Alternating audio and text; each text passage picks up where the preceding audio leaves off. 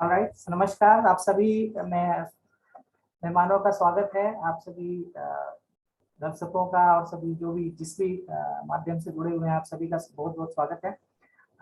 ये हर वर्ष की भांति इस साल भी हम हिंदी वैज्ञानिक संगोष्ठी का आयोजन मार्च के महीने में कर रहे हैं और आज अपराह्न 2 से 5 बजे का समय सुनिश्चित किया गया है। और एक चूंकि आज़ादी का अमृत महोत्सव भी चल रहा है और तो सारी चीज़ों को देखते हुए हमने इस बार का जो टॉपिक जो थीम लिया है वो पिछले 75 वर्षों में पृथ्वी और वायुमंडलीय विज्ञान में जो हमने प्रगति की है और आगे की क्या योजनाएं हैं, इन सभी को देखने के लिए इन सभी पे एक परिचर्चाएं कुछ 4-5 चुनिंदा आमंत्रित की हैं। और मैं आप सभी का स्वागत करना चाहूँगा। हमारे मुख्य अतिथि डॉक्टर एस डी अत्री भारत मौसम विभाग से हैं और विशिष्ट अतिथि श्री मनोज अबूसरिया जी, संयुक्त निदेशक राजभाषा विभाग, पृथ्वी विज्ञान मंत्रालय। आप दोनों का स्वागत है सर। दुर्भाग्य से कोविड की वजह से इस वर्ष भी हम ये मीटिंग आभासी कर रहे हैं, लेकिन उम्मीद करते हैं कि जैसी स्थितियां सुधर रही हैं तो जल्दी ही हम सभी व्यक्तिगत रूप से इस तरह की संगोष्ठियां कर पाएंगे और एक दूसरे से मिलके आप सभी का स्वागत कर पाएंगे अच्छी तरह से। तो मैं सबसे पहले अपने प्रमुख महोदय डॉक्टर आशीष मित्रा से निवेदन करूंगा कि वो 2 शब्द कहें। उसके पश्चात हम इस संगोष्ठी की गतिविधि को आगे बढ़ाएंगे।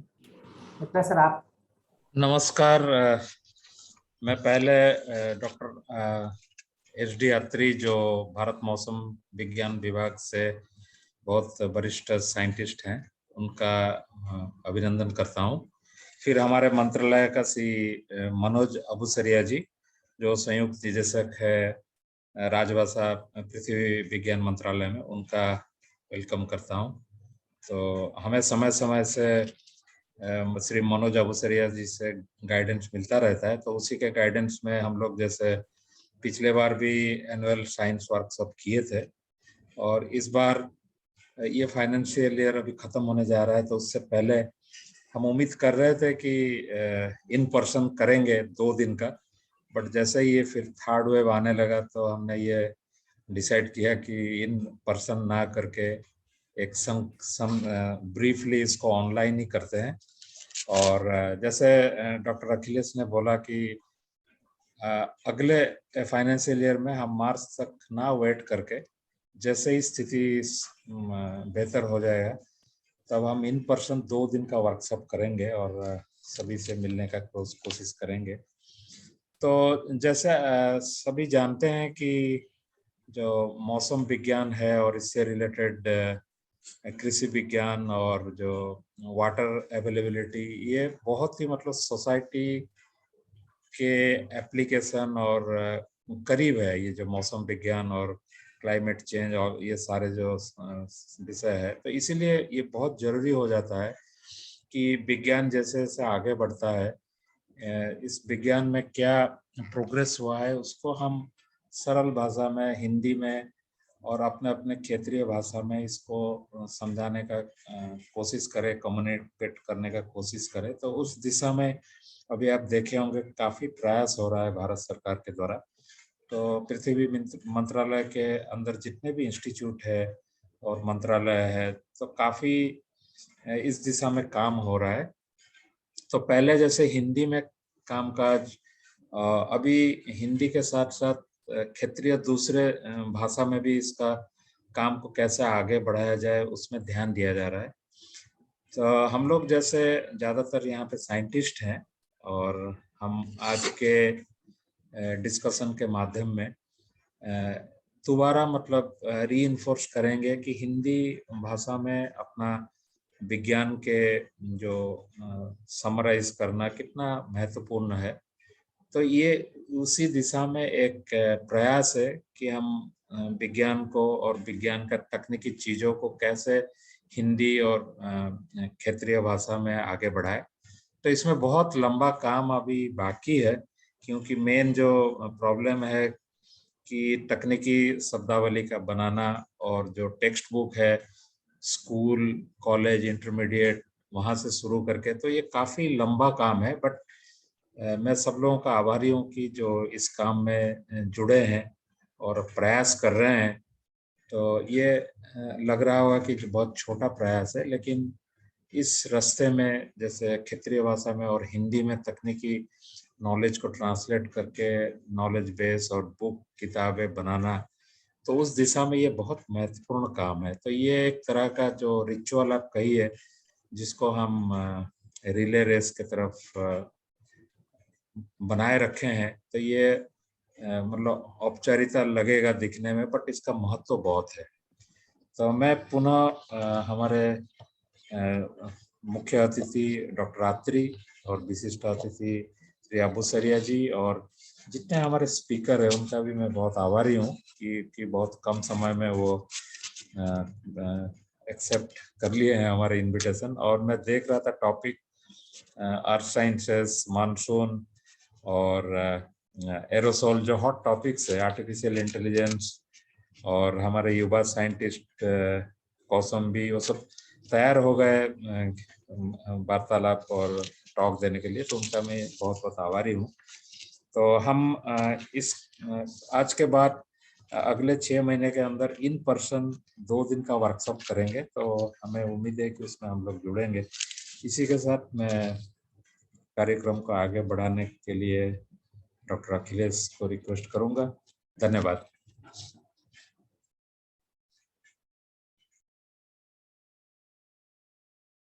अखिलेश म्यूट है। धन्यवाद सर, सॉरी, माफ कीजिएगा। आपके उत्साहवर्धक शब्दों के लिए बहुत बहुत धन्यवाद।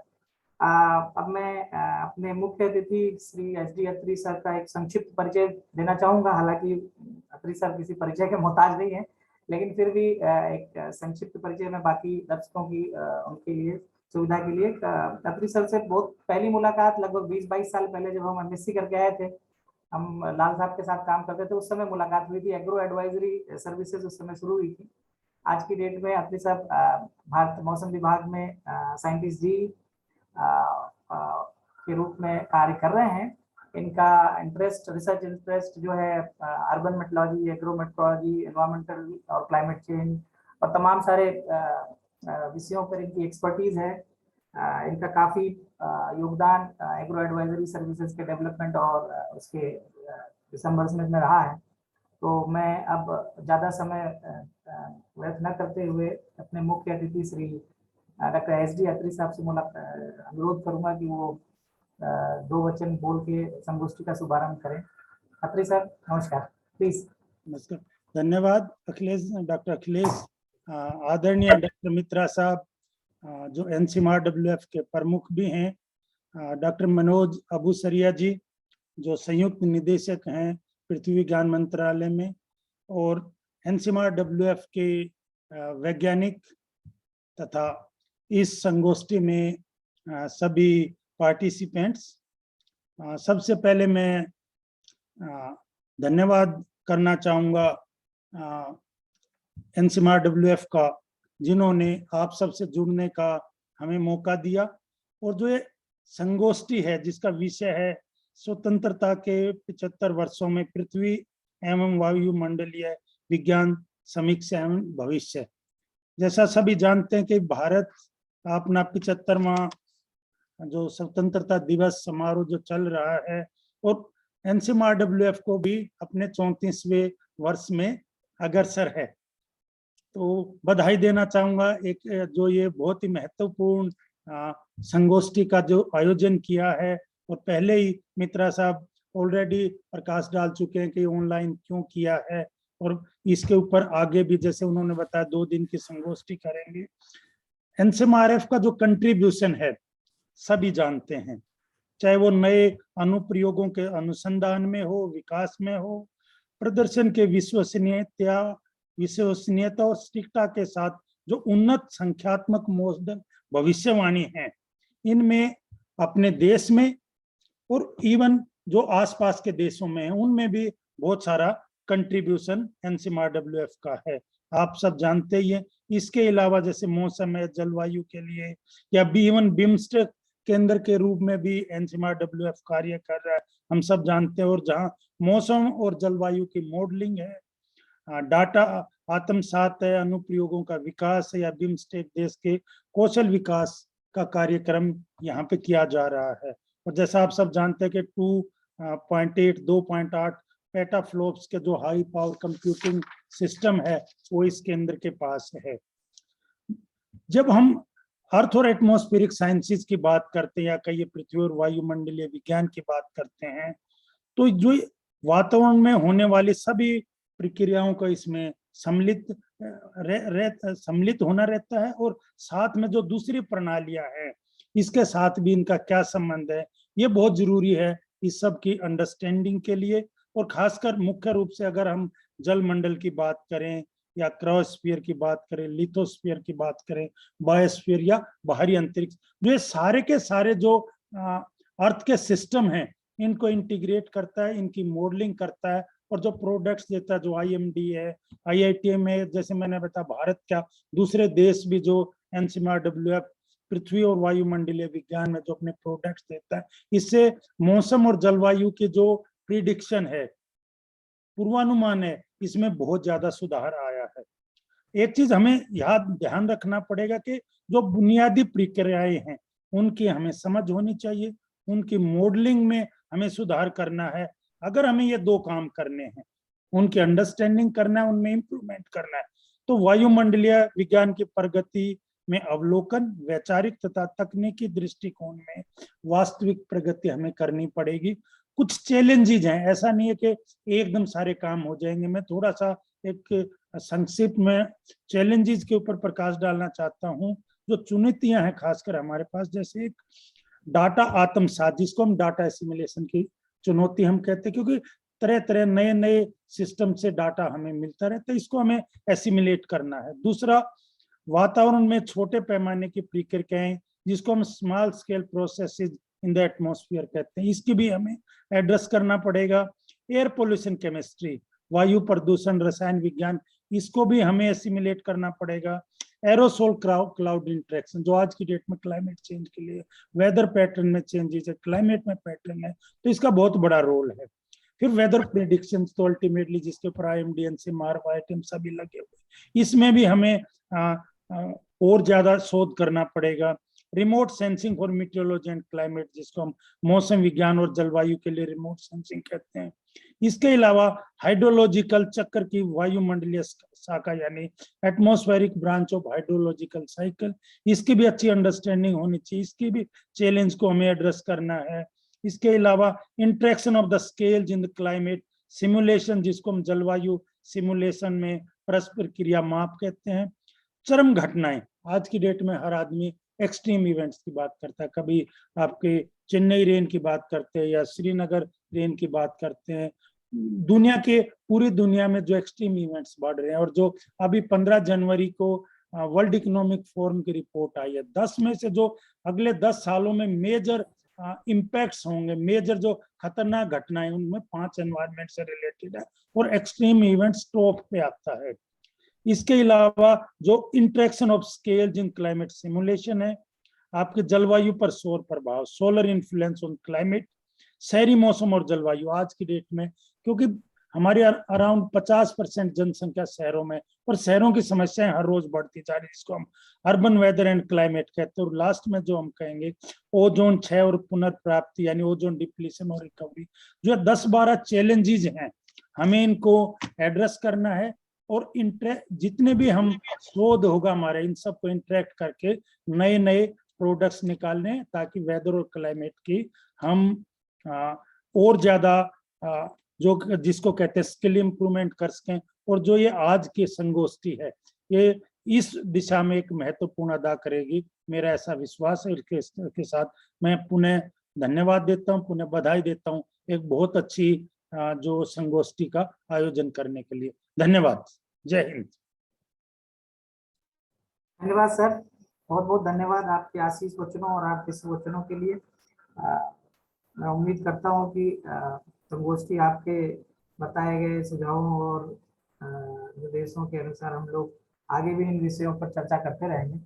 अब मैं अपने समारोह के विशिष्ट अतिथि हमारे संयुक्त निदेशक राजभाषा श्री मनोज अबूसरिया सर का स्वागत करूंगा और उनसे एक अनुरोध करूंगा कि वे अपने चंद अल्फाज में अपने वचनों से हमें उत्साहित करें। Thank you. Manoj sir, sir आप म्यूट हैं। नमस्कार मित्रा सर, अत्री सर और हमारे साथ जुड़े हुए सभी अतिथि वक्तागण, जिन्हें आपने बड़े यत्न से चुना है, पिरोया है, एक माला बनाई है। बहुत विद्वान लोग हैं, उन्हें हमें सुनने में की प्रतीक्षा रहेगी। जहां तक राजभाषा में काम करने और संगोष्ठियां आयोजित करने की बात है, इसके लिए मैं डॉक्टर मित्रा सर को बधाई देता हूं। जब से आपने NCMRFW का कार्यभार संभाला है, यहाँ आए दिन कुछ न कुछ नए नए कीर्तिमान आप स्थापित कर रहे हैं। और आपके साथ एक और हमारे जो वैज्ञानिक हैं, डॉक्टर आशीष कुमार, अवधेश कुमार मिश्रा जी, अखिलेश मिश्रा जी, तो मैं देख रहा था कि आपका भी जो इनिशियल है वो AKM है, और मिश्रा जी को भी जोड़ दिया जाए तो AKM plus AKM is equal to 2 AKM। तो ये जो 2 AKM की जो जोड़ी है, ये निश्चित रूप से NCMRFW के इतिहास में कुछ नए आयाम जोड़ेगी। उत्साही लोग हैं, उत्साही जब लोग मिलते हैं तो नए कीर्तिमान स्थापित होते हैं, नई प्रगति की राह खुलती है। और ऐसे में ये दूसरी संगोष्ठी आपके नेतृत्व में आयोजित होना, मैं समझता हूँ NCMRFW के लिए एक बहुत महत्वपूर्ण उपलब्धि है।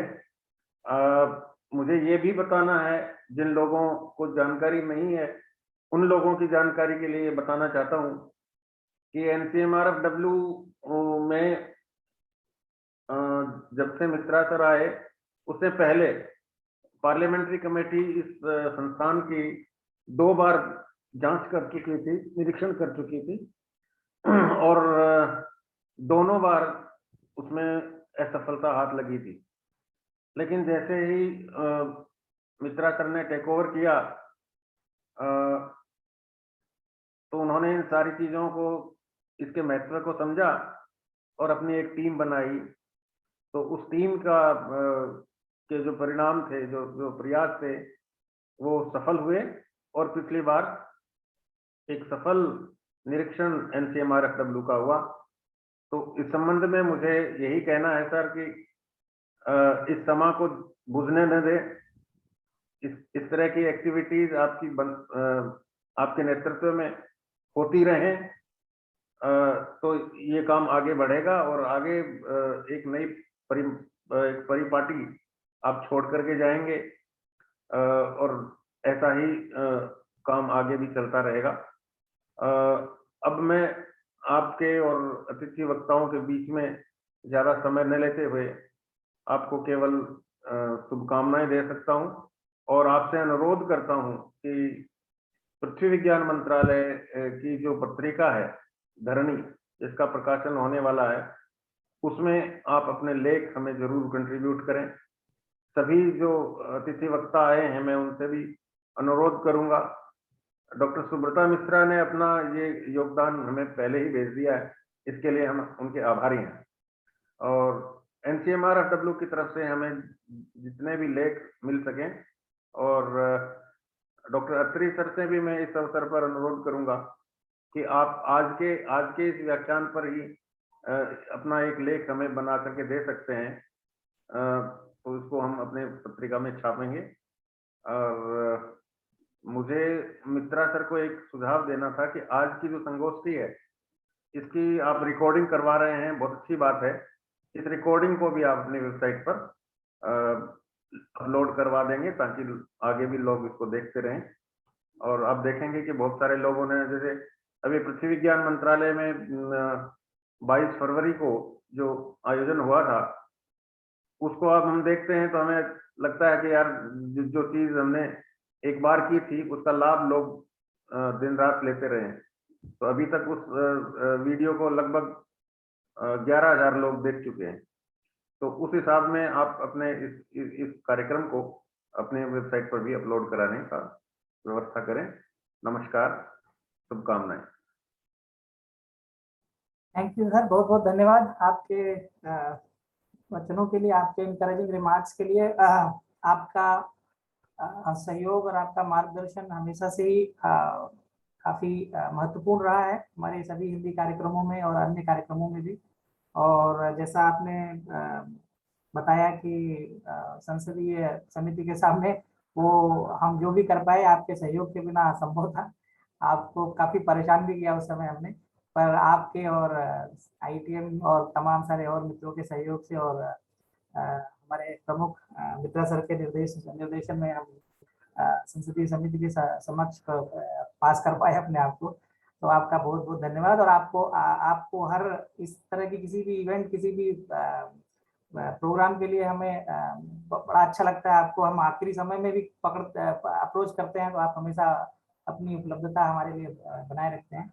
इसके लिए आपको एक बार पुनः बहुत बहुत धन्यवाद। जैसा आपने बताया कि YouTube पे हमारा एक्चुअली YouTube चैनल का कुछ टेक्निकल प्रॉब्लम है। हम उसको लाइव स्ट्रीम करने की कोशिश कर रहे थे, पर शायद वो अभी 24 घंटे बाद एक्टिवेट होगा, तो लाइव स्ट्रीमिंग पॉसिबल नहीं है।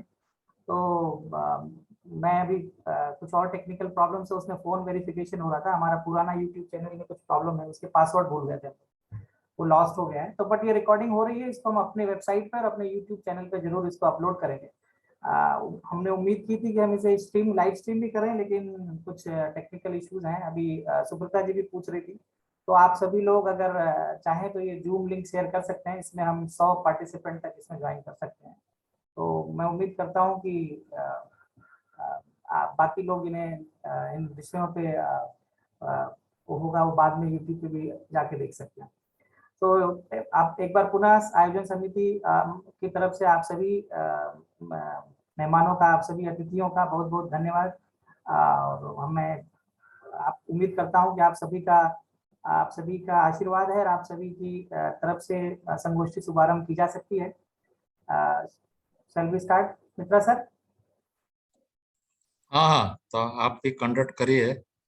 तो अच्छा है कि हम सही समय पर चल रहे हैं, क्योंकि हम 5 मिनट पहले ही ये पार्ट खत्म कर चुके हैं। तो बिकॉज टेक्निकल टॉक में थोड़ा सा लंबा टाइम लगेगा।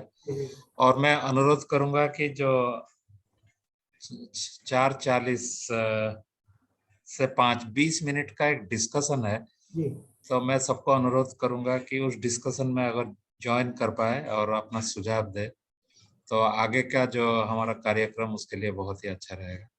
धन्यवाद। तो शुरू करिए ये। धन्यवाद सर।